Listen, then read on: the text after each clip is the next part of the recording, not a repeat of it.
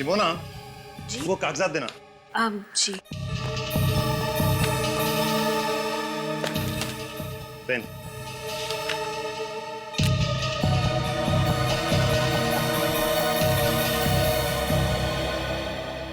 केशवनाथ जी, आपका काम हो गया। अब आप बेफिक्र हो जाइए। मुझे नहीं लगता ये इतना आसान है। ये बात पता लगते ही तूफान आने वाला है। तो फिर आने दो तूफान, हम तैयार हैं।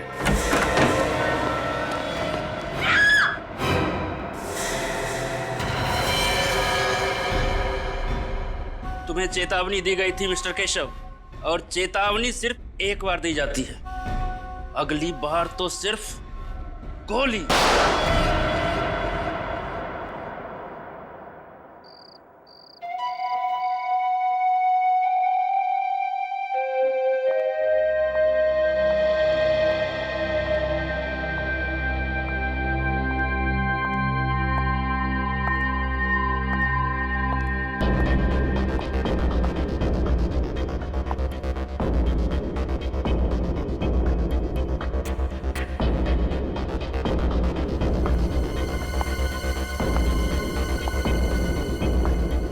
Law, science,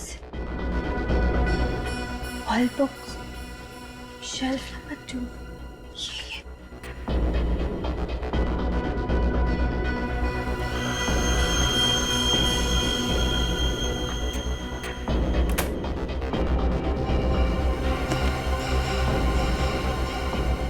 The World Atlas and Encyclopedia, यही बुक है।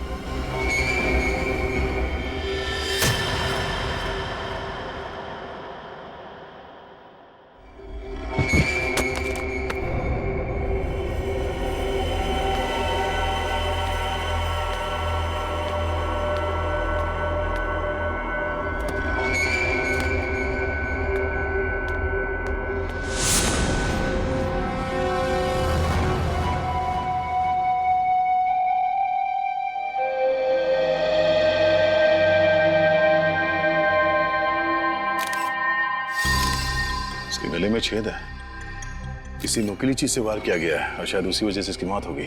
लेकिन सर, हमें तो ऐसी कोई चीज मिली नहीं यहाँ से। हो सकता है खूनी अपने साथ ले गया।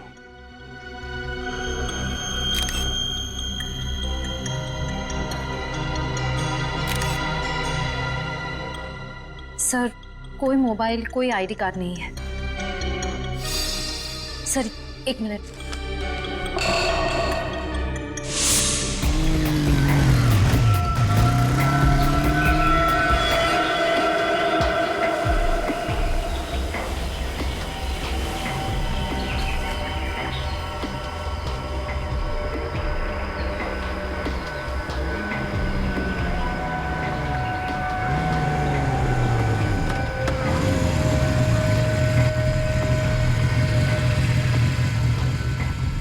क्या करना है मुझे?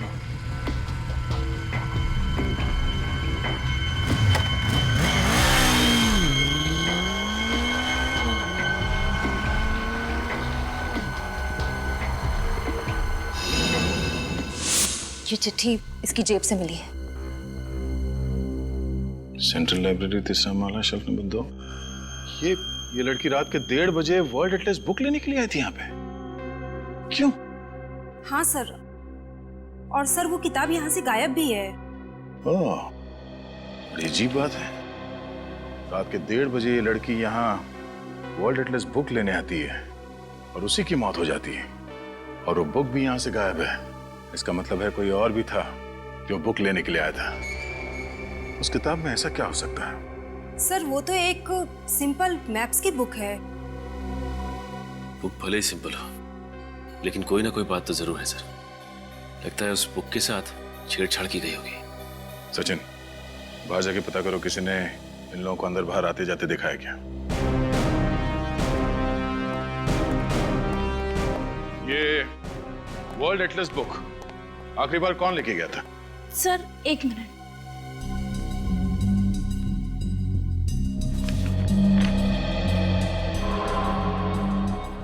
सो मिस्टर अमन। अमन? अमन, बोलो कि कोई अच्छी खबर लायो। ये अमन यहाँ का मेंबर होगा ना? जी सर। जरा उसका एड्रेस देना।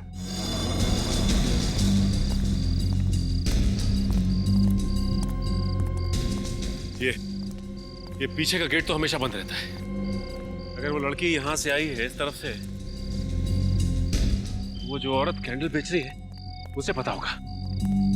लो पूछते हैं। Excuse me. 10 का एक कैंडल है सर, कितने कैंडल्स दूं? देखिए हम लोग कैंडल लेने नहीं आए, आपसे कुछ पूछना था। आप यहाँ पर कब से हैं? जी मैं शाम से लेकर सुबह तक यहाँ बैठती हूँ, कैंडल बेचती हूँ। यहाँ पास में चर्च है, यहाँ देर रात तक लोग कैंडल जलाने आते हैं। क्यों, क्या हुआ मैम? देखिए ये सामने जो लाइब्रेरी है ना, वहाँ पे एक खून हो गया। मुझे लगा ही था उस लाइब्रेरी में कुछ तो गड़बड़ हुआ है। अच्छा, आपको ऐसा क्यों लगा कि लाइब्रेरी में कुछ गड़बड़ है? सर वो कुछ देर पहले। राजू, गाड़ी निकाल जल्दी। मैडम 10 रुपए का एक कैंडल है, प्लीज ले लीजिए मैम। शिमोना, जी? वो कागजात देना। जी मुझे नहीं चाहिए मैम कहा ना, नहीं चाहिए। Ma'am please. Driver city market जल्दी। क्या 2 बजे रात को वो सिटी मार्केट जाना चाहती थी? आपने ठीक से सुना था? जी हाँ, मैंने बराबर सुना था। आपने उसका चेहरा तो देखा होगा ना? जी हाँ, मुझे याद है। मिस्टर अमन का यही घर है? जी हाँ। और ये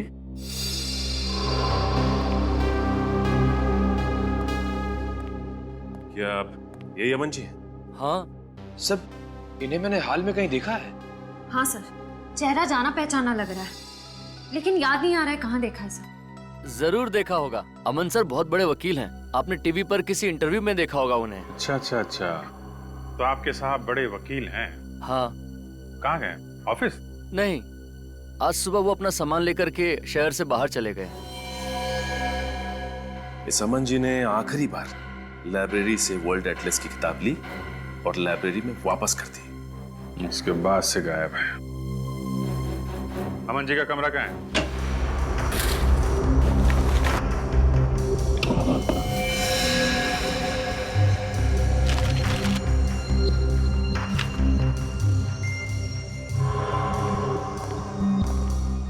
सर अलग अलग देशों के कटे हुए नक्शे मिले हैं।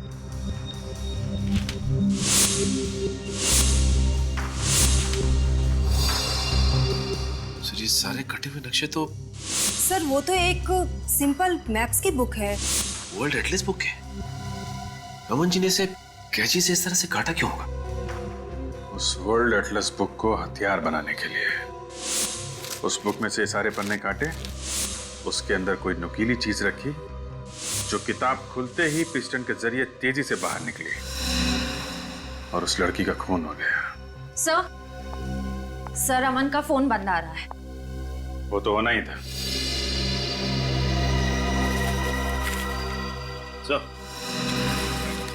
ये देखिए सर, फटे हुए music notes. Music notes? Sir उसने म्यूजिक नोट फाड़ के फेंका क्यों होगा? लेकिन अमन सर को तो संगीत का शौक ही नहीं है।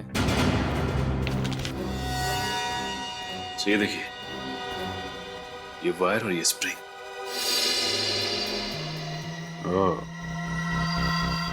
मिस्टर अमन का लाइब्रेरी से वर्ल्ड एटलस बुक का लाना, उसके पन्नों के साथ छेड़छाड़ करना और वापस बुक लाइब्रेरी में रख देना।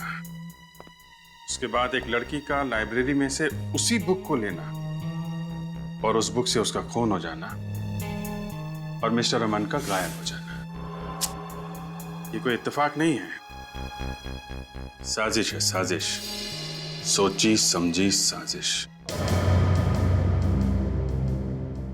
रात के 1:30 बजे एक अनजान औरत सेंट्रल लाइब्रेरी में घुसती है और वहां से एक ऐसी किताब उठाती है जिसके अंदर हथियार छुपा के रखा गया था और शायद कोई संदेशा भी। और उसी हथियार से उस अनजान औरत का खून हो जाता है। फिर कोई वो किताब चुरा लेता है, वो भी एक अनजान औरत। सर मुझे ऐसा लगता है कि दोनों औरतों को वर्ल्ड एटलस की जरूरत होगी और बुक एक ही थी, इसलिए दोनों में झगड़ा हो गया। दूसरी वाली औरत ने पहली वाली को मार दिया और बुक ले ली। सर रात के 1:30 बजे एटलस को लेकर दोनों औरतों के बीच में झगड़ा हुआ और एक ने दूसरे को मार दिया, केस खत्म, है ना? वाह। सर अजीब बात यह है कि लाइब्रेरी से किताब चुराने के बाद वो औरत अपने ड्राइवर से कहती है कि वो उसे सिटी मार्केट लेकर जाए। सर इतनी रात में सिटी मार्केट में ना तो कोई दुकान खुली होगी ना ही कोई कॉफी शॉप। वही तो रजत, वही तो समझ में नहीं आ रहा है कि क्यों। सर ऐसा भी तो हो सकता है कि वो औरत सिटी मार्केट के आसपास ही कहीं रहती हो। नहीं सूरज, अगर ऐसा होता तो वो अपने ड्राइवर से कहती कि हम घर ले चलो। सिटी मार्केट ही क्यों? सिटी मार्केट ही क्यों? उस औरत के बारे में क्या पता चला जिसका लाइब्रेरी में खून हुआ? सर अभी तक तो कुछ पता नहीं चला है। सर उसके लापता होने की भी किसी ने कंप्लेंट दर्ज नहीं करवाई है। हम लोग क्रिमिनल रिकॉर्ड चेक कर रहे हैं सर ये स्केच बन गया। सर यही वो अनजान औरत है जो बुक लेकर भागी थी। सर इस औरत को मैंने किसी न्यूज में देखा था सर। न्यूज में?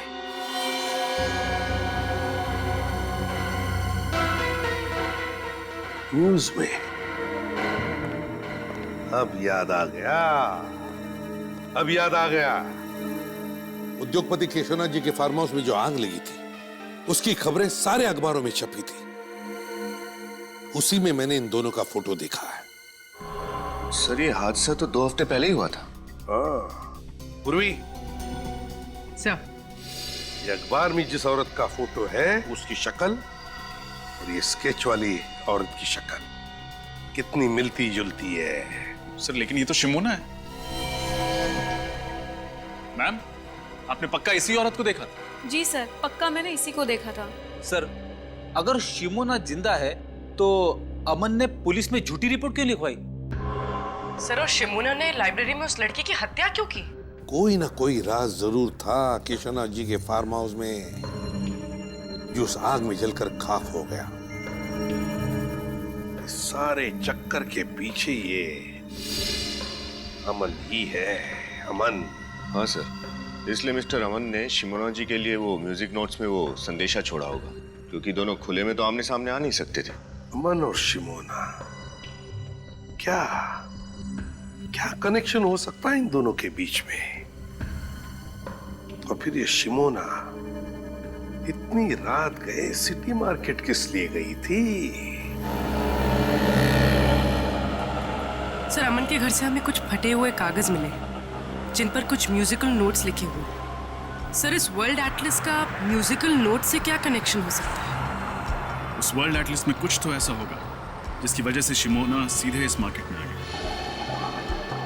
सर रात के समय लाइब्रेरी से सिटी मार्केट पहुंचने में लगभग 10-15 मिनट लगते हैं। उस कैनल बेचने वाली औरत ने हमसे कहा था कि उसने शिमोना को 1:45 बजे देखा होगा, तो वो इस मार्केट में 2 बजे तक पहुंच गई होगी। हाँ लेकिन उस समय तो मार्केट बिल्कुल सुनसान रहा। मुझे नहीं लगता कि किसी ने शिमोना को या उसकी गाड़ी को देखा होगा। फिर भी ट्राई करते हैं, हो सकता है किसी ने कुछ देखा हो। तुम इस तरफ पूछो, मैं उस तरफ के दुकानदारों से पूछता हूँ।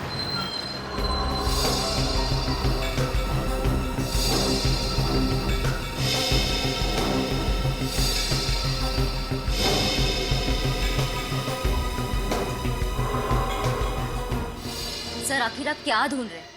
हम कह रहे हैं ना कि अमन सर ने कोई गैर कानूनी काम नहीं किया है। गैर कानूनी काम नहीं किया तो फिर अचानक क्यों गायब हो गए? मुझे नहीं पता। कोई भी वकील बिना किसी को बताए अपने सारे कोर्ट केसेस छोड़ के वेकेशन पे तो जाएगा नहीं, और अगर जाएगा तो कम से कम अपनी पर्सनल सेक्रेटरी यानी आपको तो बता के जाएगा। लेकिन उन्होंने मुझे कुछ नहीं बताया। और अगर नहीं बताता है तो इसका मतलब है कि वो कोई गलत काम कर रहा है और वो नहीं चाहता है कि उसके बारे में किसी को पता चले। नहीं, अमन सर कभी कोई गलत काम नहीं कर सकते, और वाकई में हमें नहीं पता है कि वो गए कहाँ हैं। इतना जरूर पता है कि वो हमें कांटेक्ट जरूर करेंगे, वो भी सही समय पर। अब आप ही बताइए साहब, इतनी छोटी सी चीज चुराने के लिए मेरी दुकान का ताला तक तोड़ डाला। मेरी तो समझ में नहीं आ रहा कि वो चोर था या फिर कोई पागल था। और कुछ तो चोरी नहीं हुआ दुकान से? नहीं साहब, और कुछ तो चोरी नहीं हुआ। चलो ठीक है, आइए मेरे साथ। उर्वी, एक्सक्यूज मी, हम लोग सीआईडी से। सर क्या हुआ क्या यहाँ पे? सर वो कल रात को मेरे म्यूजिक स्टोर में ताला तोड़कर एक चोर घुस आया था और सर वो केवल एक म्यूजिक बॉक्स के अलावा और कुछ भी चुरा कर नहीं ले गया। एक ही म्यूजिक बॉक्स? उसके अलावा उसने कुछ भी नहीं चुराया? जी मैडम, वो चोर देर रात को आया होगा जब पूरा मार्केट बंद हो जाता है, चारों ओर सुनसान हो जाता है, तभी तो किसी ने कोई आवाज भी नहीं सुनी। हो सकता है शिमोना ने ही वो म्यूजिक बॉक्स चुराया। अच्छा, ये म्यूजिक बॉक्स आपके पास था कब से? सर कल सुबह ही एक सेल्समैन देकर गया था। कल सुबह? जी मैम, उस सेल्समैन ने बतौर सैंपल वो म्यूजिक बॉक्स मेरे पास रखा था और कहा था कि एक म्यूजिक कंपनी ने एक नया आइटम लॉन्च किया है, वो म्यूजिक बॉक्स में कस्टमर को दिखाकर मैं और 20 के ऑर्डर भी ले लूंगा। और उसने कहा कि वो 2 दिन के बाद आएगा ऑर्डर लेने के लिए, तभी वो सैंपल वाला म्यूजिक बॉक्स लेकर जाएगा। सर उसने वो सैंपल पीस बेचने के लिए मना किया था। अब आप ही बताइए मैं उसको क्या जवाब दूंगा।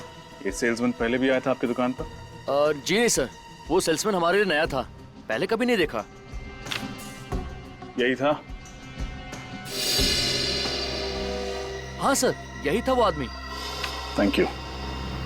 मुझे लगता है अमन यहाँ सेल्समैन बनकर आया और उसने इस दुकानदार को वो म्यूजिक बॉक्स बतौर सैंपल दिया ताकि ये दुकानदार उसे बेच ना पाए और शिमोना आकर उसे चुरा ले। सर जरूर उस किताब में कोई कोड या मैसेज होगा जिसमें लिखा होगा कि शिमोना को म्यूजिक बॉक्स इस मार्केट से चुराना है।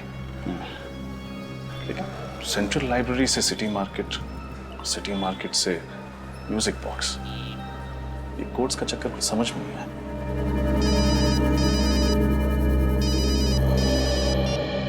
हाँ सचिन,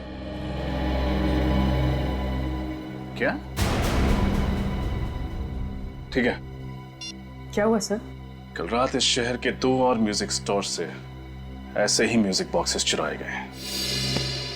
अमन जी का और शहर के जाने माने स्टील बैरन मिस्टर केशवनाथ, इनके बीच क्या रिश्ता था?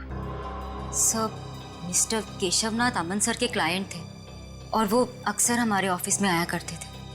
अमन सर मिस्टर केशवनाथ का लीगल काम संभाल रहे थे जो गुप्त रखा गया था। जी सर, और इसी सिलसिले में एक दिन उनकी बेटी मीनार भी हमारे ऑफिस में आई थी सर। मीनार तुम? मैम, हम लोग यहाँ पे कुछ इम्पोर्टेंट काम कर रहे हैं, प्लीज आप बाहर जाइए। तुम चुप करो और निकलो यहाँ से। और तुम अमन, अगर मेरे पापा को बहकाना बंद नहीं किया ना तो उसका नतीजा बहुत बुरा होगा। मैम, ये आप क्या कर रही हैं? पागल हो गई है क्या आप? मिस्टर अमर केशवनाथ जी का ऐसा कौन सा गुप्त काम संभाल रहे थे जिसकी वजह से मिसेस मीनार को उन्हें जान से मारने की धमकी देनी पड़ी?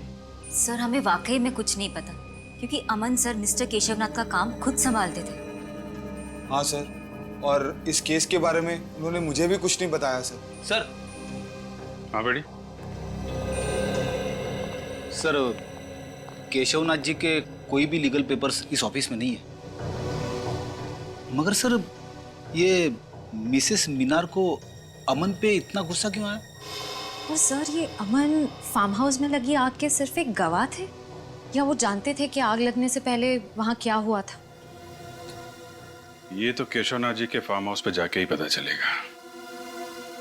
जरा मिसेस मीनार को भी वहां बुलवाओ।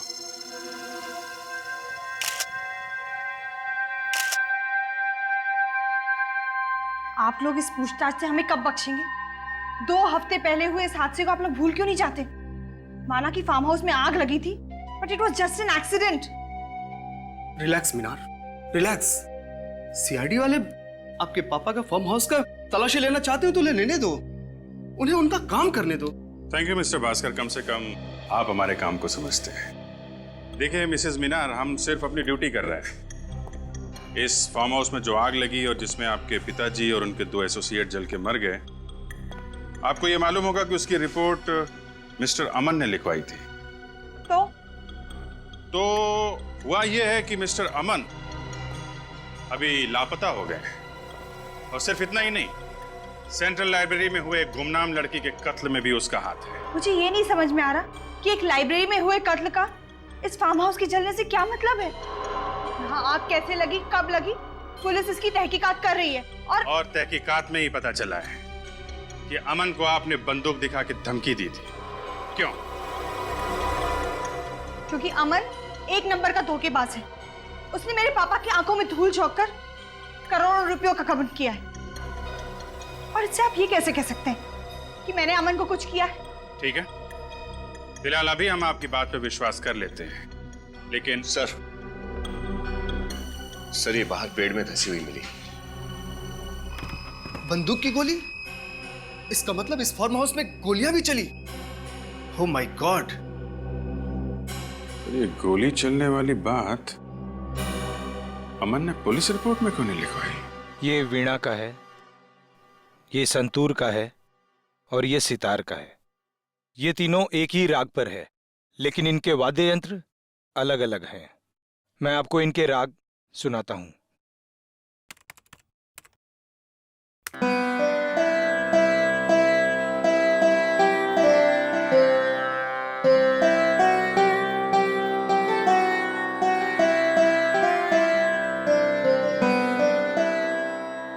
ये वीणा था।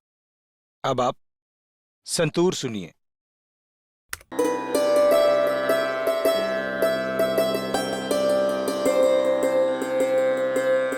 ये सितार का है।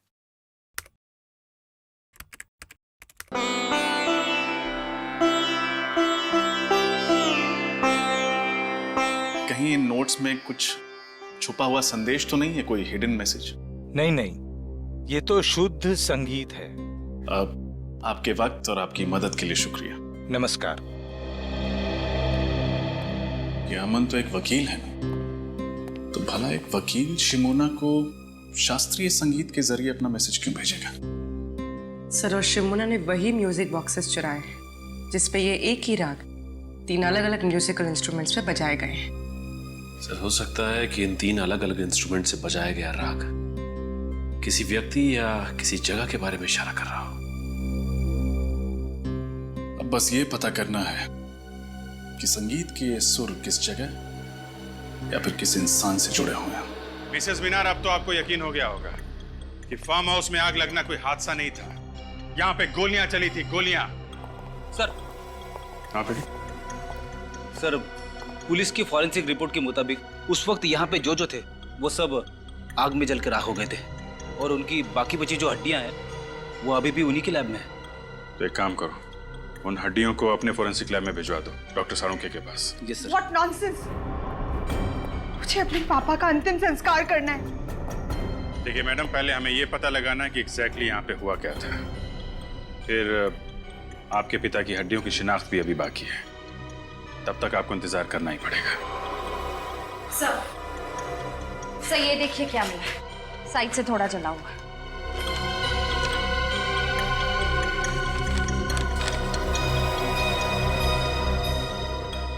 DNA print.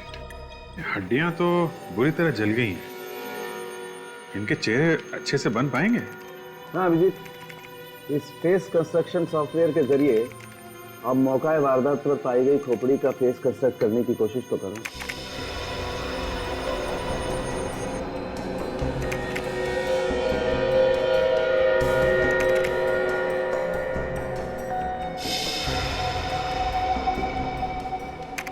ये देखिए, इसमें कोई भी केशवनाथ जी या शिमोना जैसा नहीं दिखता, लेकिन ये तो प्रणय है। यानी कि प्रणय वाकई में उस रात जल के मर गया था? नहीं प्रणय, प्रणय की मौत गोली लगने की वजह से हुई। और ये दोनों कौन है? मेरे जरा इन लोगों को बुला के लो। आइए।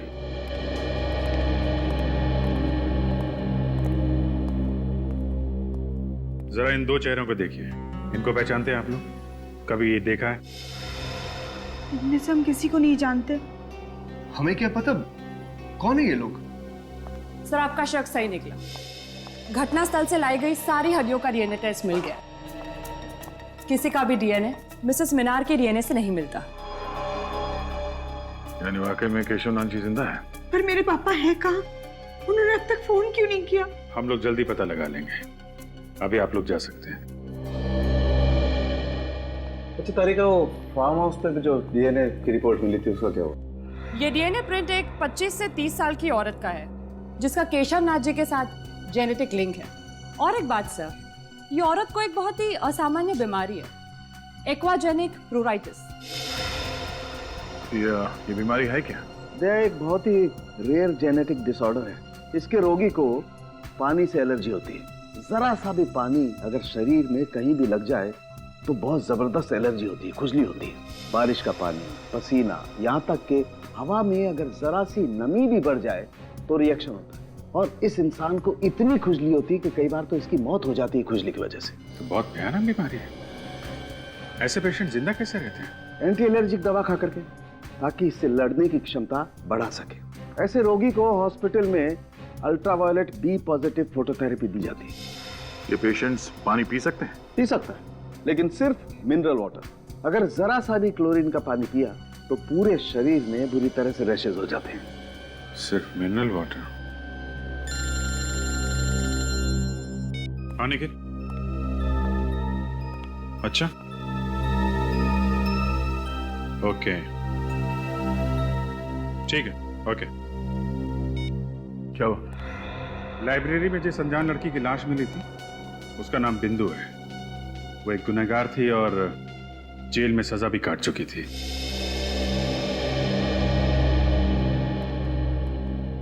सीआईडी मुंबई टीम से आपसे सुबह फोन पे बात हुई थी। यस सर, बैठिए ना। जी नहीं, इट्स ओके। आपको बिंदु के बारे में जानकारी चाहिए ना? जी हाँ, क्या बता सकते हैं आप बिंदु के बारे में? ये तो आपको किमी ही बता सकती है। किमी? कौन किमी? किमी और बिंदु दोनों एक ही सेल में थी और दोनों एक ही दिन रिहा हो गए।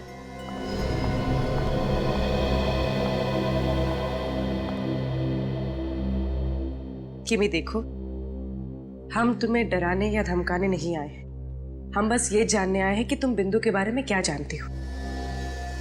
वो बिंदु क्या? बिंदु ने मेरे को पैसे का लालच दिया था और बोला था किसी काम में उसका साथ देने को। कैसा काम? वो तो सर उसने नहीं बताया। किसने सौंपा था काम? सब ये भी नहीं बताया उसने। बोला था टॉप सीक्रेट है। और साहब मैंने पूछा भी नहीं, अपने को तो सिर्फ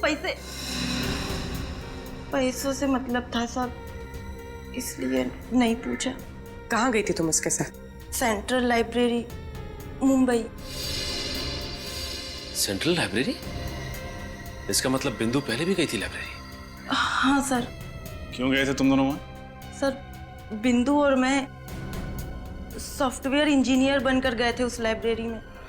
बिंदु को कुछ कंप्यूटर से जानकारी चाहिए थी और मैं बाहर निगरानी कर रही थी कि अगर कोई आसपास दिखाई दे तो तुरंत इत्तला कर दूं बिंदु को। और वो जानकारी जो उसे चाहिए थी उसे मिली? नहीं सर।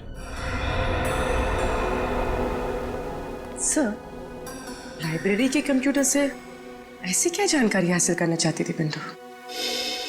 पता नहीं, लेकिन ये पक्का है कि फार्म हाउस पे किए गए खून का राज जरूर उस लाइब्रेरी में छुपा है। मुझे प्रणय को वहां जाने ही नहीं देना चाहिए था। केशवनाथ जी की प्रॉब्लम में उसको पढ़ने की क्या जरूरत थी? किस प्रॉब्लम की बात कर रही हैं? प्रणय और शिमोना केशवनाथ जी के बिजनेस एसोसिएट थे। केशवनाथ जी को अपनी बेटी मीनार पर बिल्कुल भरोसा नहीं था, इसलिए वो चाहते थे कि अपनी जायदाद को किसी ट्रस्ट में रख दे। प्रणय और शिमोना उन्हें मनाने की बहुत कोशिश कर रहे थे कि अपनी बेटी के साथ ऐसा ना करें। और मीनार को केशवनाथ जी के इस फैसले के बारे में मालूम था क्या? जी, ये तो मैं नहीं जानती, लेकिन फार्म हाउस में आग लगने के एक हफ्ते पहले प्रणय ने मुझसे कहा था कि केशवनाथ जी ने अपनी जायदाद को ट्रस्ट में देने का फैसला बदल दिया है। और उसकी वजह? क्योंकि उन्हें कोई और वारिस मिल गया था। नया वारिस? हाँ, केशवनाथ जी को वसीयत बनाने से पहले उसके बारे में कुछ कंफर्म करना था। ये डीएनए प्रिंट एक 25 से 30 साल की औरत का है जिसका केशवनाथ जी के साथ जेनेटिक लिंक है। इसका मतलब वो डीएनए प्रिंट उस दूसरी लड़की का था जिसे केशवनाथ जी अपनी जायदाद का वारिस बनाना चाहते थे। क्या प्रणव जी ने उस नए वारिस का नाम बताया था आपको? यही पता करने के लिए तो वो फार्म हाउस गए थे उस दिन, लेकिन फिर वापस ही नहीं आए।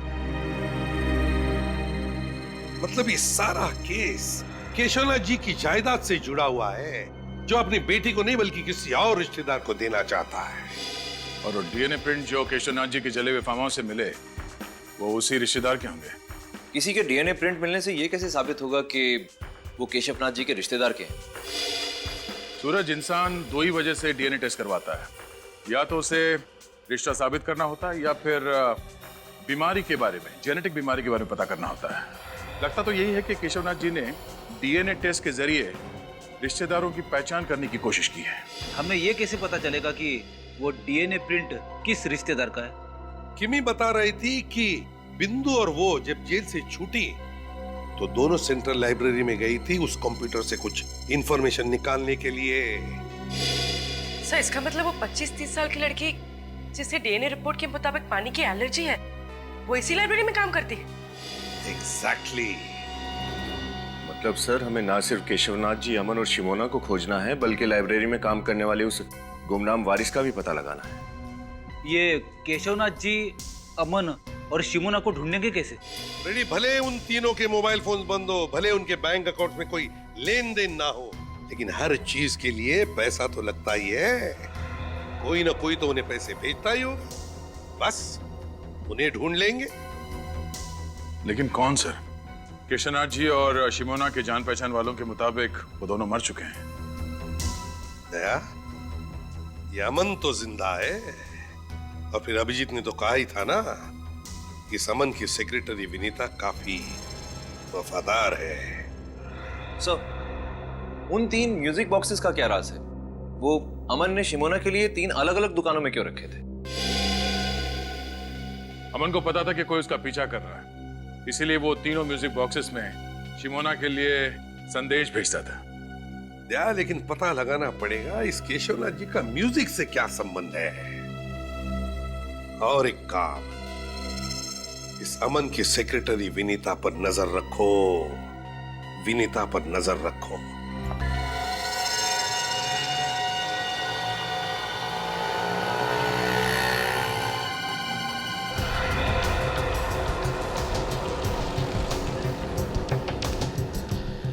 दोस्त इस समय तक बाहर आ जाती है, आज कहाँ रहेगा?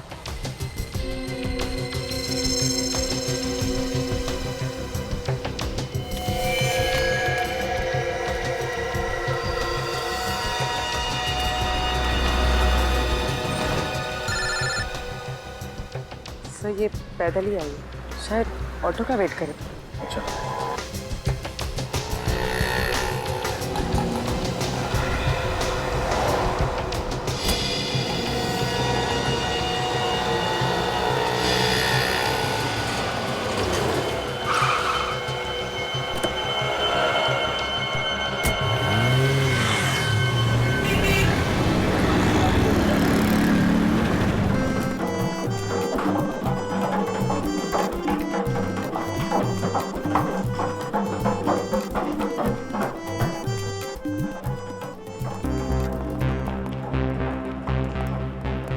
लेकिन जरा देखो अलंकार जी कहाँ हैं?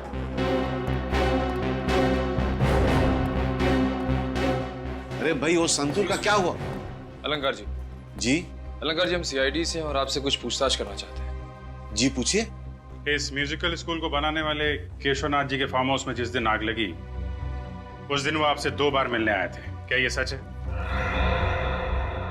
जी हाँ, ये बात सच है। शिमोना यहाँ 3 म्यूजिकल बॉक्सेस लेकर आई थी। कहाँ हैं वो बॉक्सेस? अब उस लड़की का नाम शिमोना है या नहीं मुझे पता नहीं, मैंने तो कभी पहले उसे देखा तक भी नहीं। वो यहाँ बॉक्स लेकर आई थी या नहीं? एक लड़की आई तो थी। केशवनाथ जी और अमन के कहने के मुताबिक मैंने वो बॉक्सेस लेके चेक करके अपने पास रख ली। हमें वो बॉक्स चेक करना है।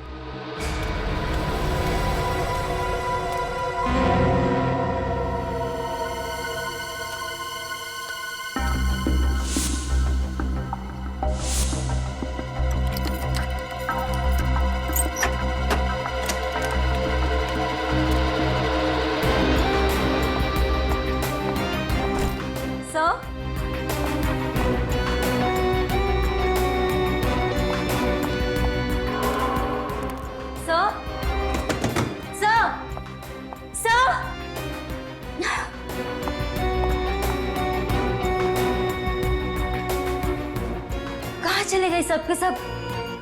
गए होंगे किसी काम से।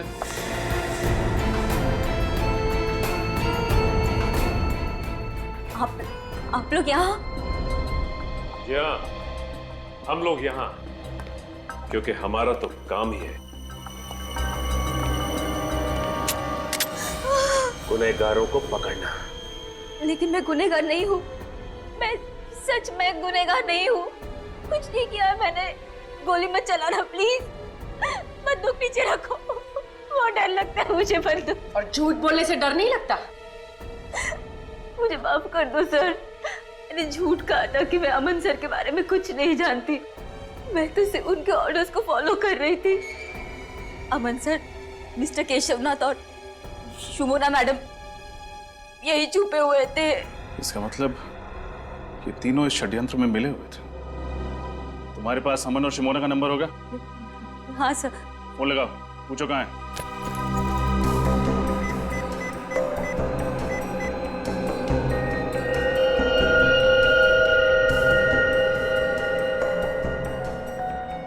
अमन सर का फोन स्विच ऑफ है। शिमोना का नंबर ट्राई करो।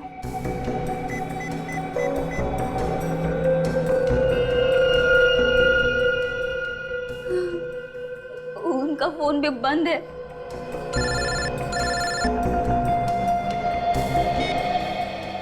Yes sir. क्या?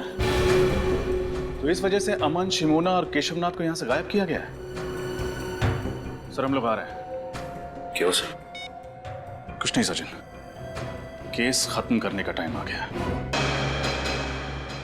नैना, उनको भी बुलाकर ले आओ। दोनों नई ट्रेनीज हैं, उनको अच्छा लगेगा। हाँ, लंच टाइम हो गया है, भूख तो लगी होगी। बिल्कुल।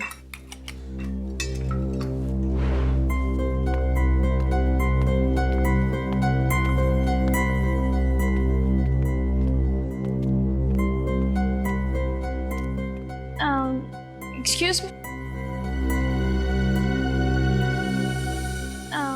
हाय, मेरा नाम नैना है।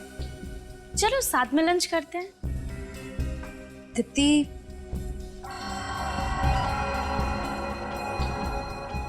लंच के लिए बुला रहे हैं। ठीक है पूजा। ठीक है, हम आते हैं। ओके।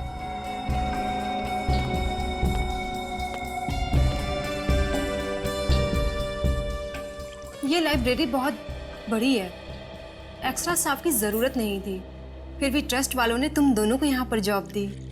अच्छी बात है। लेकिन हम लोग तो यहाँ बस कुछ ही दिनों के लिए हैं ट्रेनिंग पर। वैसे लाइब्रेरी में इतने ही स्टाफ मेंबर्स हैं या और कोई भी है? नहीं तो हम ही सब हैं, काम मैनेज हो जाता है। अब थैंक्स, मैं बाहर का पानी नहीं पीती, मैं अपना पानी खुद कैरी करके चलती हूँ। क्यों? आपका पानी हमारे पानी से अलग है क्या? हाँ, ये पानी घर से लेके आती है, इसे बाहर के पानी से एलर्जी है। पानी से एलर्जी? कहीं आप मजाक तो नहीं कर रही? वो मजाक नहीं कर रहे, सच्ची बोल रही है। एक्चुअली क्या है, मैं अगर क्लोरीन का बाहर का पानी पीऊँ तो उससे मेरी मौत भी हो सकती है। इसके रोगी को पानी से एलर्जी होती है और इस इंसान को इतनी खुजली होती है कि कई बार तो इसकी मौत हो जाती है खुजली की वजह से। ये पेशेंट्स पानी पी सकते हैं? पी सकता है, लेकिन सिर्फ मिनरल वाटर। अगर जरा सा भी क्लोरीन का पानी पिया तो पूरे शरीर में बुरी तरह से रैशेज हो जाते हैं। क्या? I am so sorry. No no, it's okay.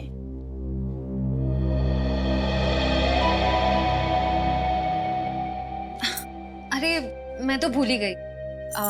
Everybody excuse me, मैं अभी आई।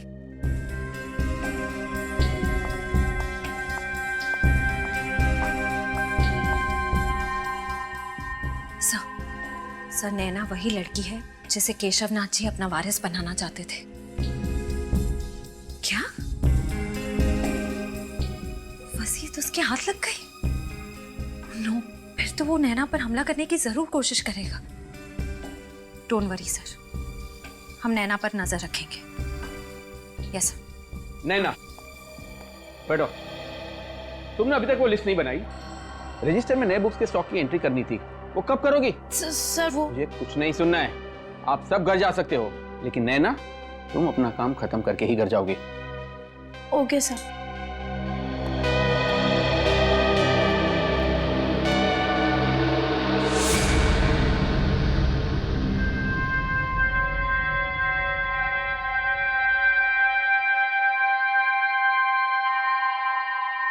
उफ, 11:30 बज गए। ये भी कोई तरीका है काम करवाने का? ये मैनेजर नहीं हिटलर है, हिटलर। कल ना मैं इसकी लाइब्रेरी की ट्रस्टी से जरूर शिकायत करने वाली हूँ। और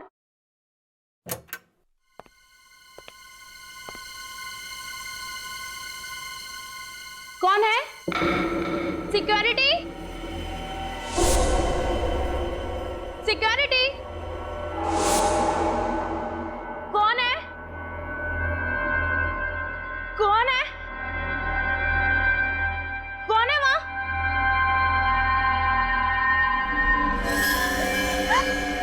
कौन हो तुम?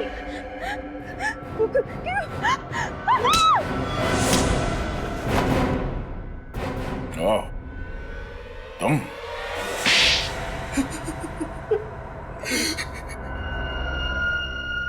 मैंने रात दिन इसलिए मेहनत नहीं की थी कि मेरे ससुर जी अपनी सारी जायदाद अपने किसी दूर के रिश्तेदार को खैरात में दे दे। मुझे शर्म आती है तुम्हें अपना दामाद कहते हुए। और आप अपनी सगी बेटी को छोड़कर किसी दूर के रिश्तेदार को अपनी सारी जायदाद कर देते हो, वो क्या अच्छा था? शुरू से बता हुआ क्या? हाँ, मैंने वो 2 गुंडे केशव नाथ जी को फार्म हाउस पर मारने के लिए भेजे थे, मगर वो दोनों उस आग में जलकर राख हो गए। फिर मुझे पता चला अमन मुझसे कुछ छुपा रहा है, इसलिए मैंने उस पर नजर रखना शुरू कर दिया। फिर मुझे पता चला कि केशव नाथ जी और शिमोना उस आग में नहीं जले थे, दोनों बच गए थे। और सब उस व्हील को मुझसे छुपा रहे थे। और अमन को पता चल गया था तुम्हारे इरादों के बारे में, इसलिए उसने खुफिया तरीके से शिमोना को वो वसीयत कहाँ है ये बता दिया। और इसी चक्कर में वो बिंदु मारी गई, जिसे तुमने यहाँ सिर्फ इसलिए भेजा था कि वो ये पता लगाए कि वो रिश्तेदार है कौन जो यहाँ काम करती है ना? केशवनाथ जी के फार्म हाउस में आग किसने लगाई? वो आग मैंने लगाई थी सर, ताकि लोगों को लगे कि केशवनाथ जी और शिमोना और प्रणय उस आग में तीनों जलकर मर गए। अब तुम सारी जिंदगी जेल के सलाखों के पीछे अपने गुनाहों की गिनती करते रहना। अब मिस्टर अमन, आपने केशवनाथ जी की मदद की, अच्छा काम किया, मगर मदद करने का तरीका गैर कानूनी था। आपने खून किया है बिंदु का, और शिमोना जी आपने इसमें इनका साथ दिया। आप दोनों को भी गिरफ्तार किया जाता है।